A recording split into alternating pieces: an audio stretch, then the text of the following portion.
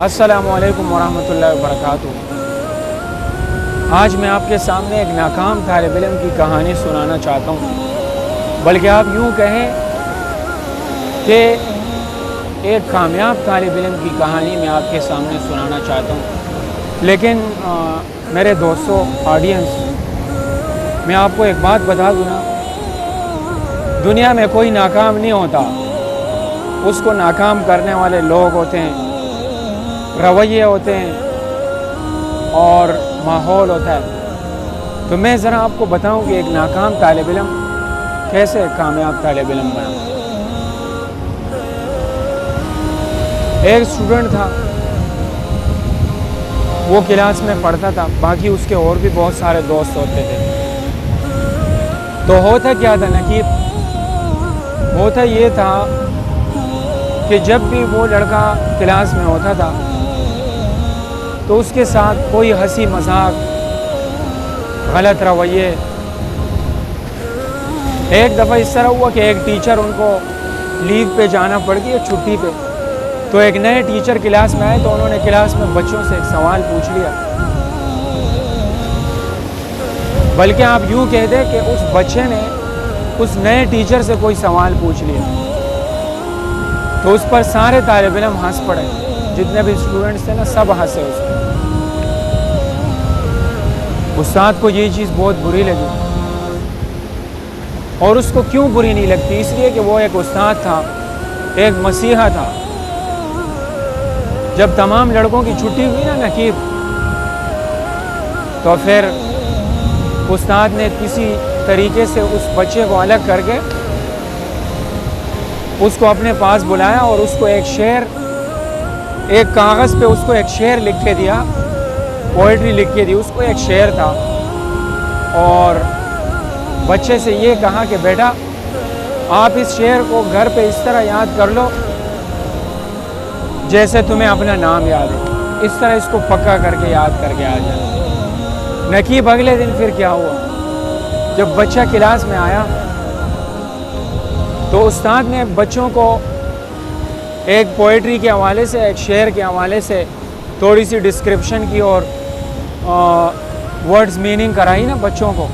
پھر اس کے بعد استاد نے بچوں سے یہ کہا کہ میں آپ سے ایک شعر سننا چاہتا ہوں، فلاں شعر، وہ کس کو یاد ہے؟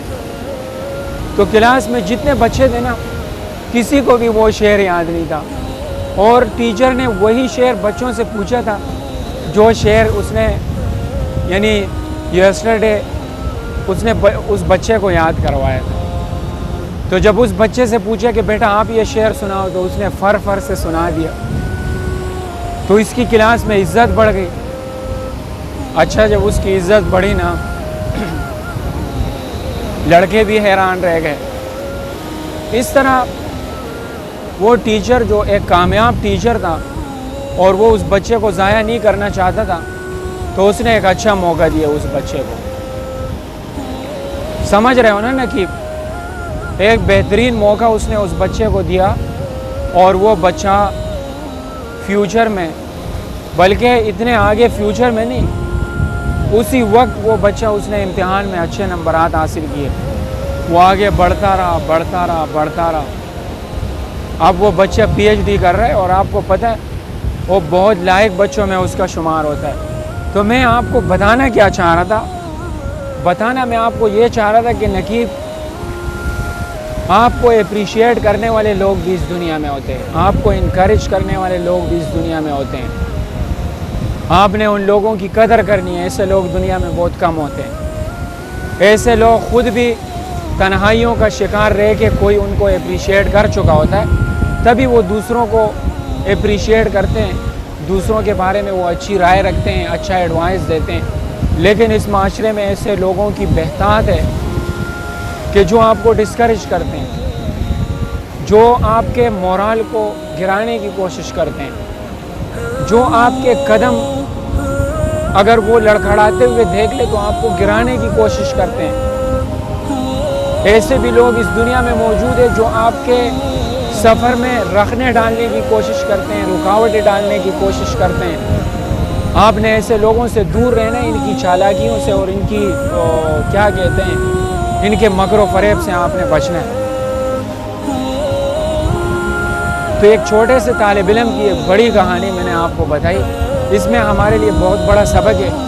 تو دیکھیں زندگی میں آپ کسی کو بھی ڈی موٹیویٹ نہیں کر سکتے، زندگی میں آپ کسی کو ڈسکریج نہ کریں، بلکہ آپ معاشروں کو پروان چڑھائیں، آپ آنے والی نسلوں کو روشن مستقبل دکھائیں، آپ ان کے بیہیویئر کو اچھا بنائیں، آپ ان کو انکریج کریں، آپ اسے ایک ستارہ بنائیں۔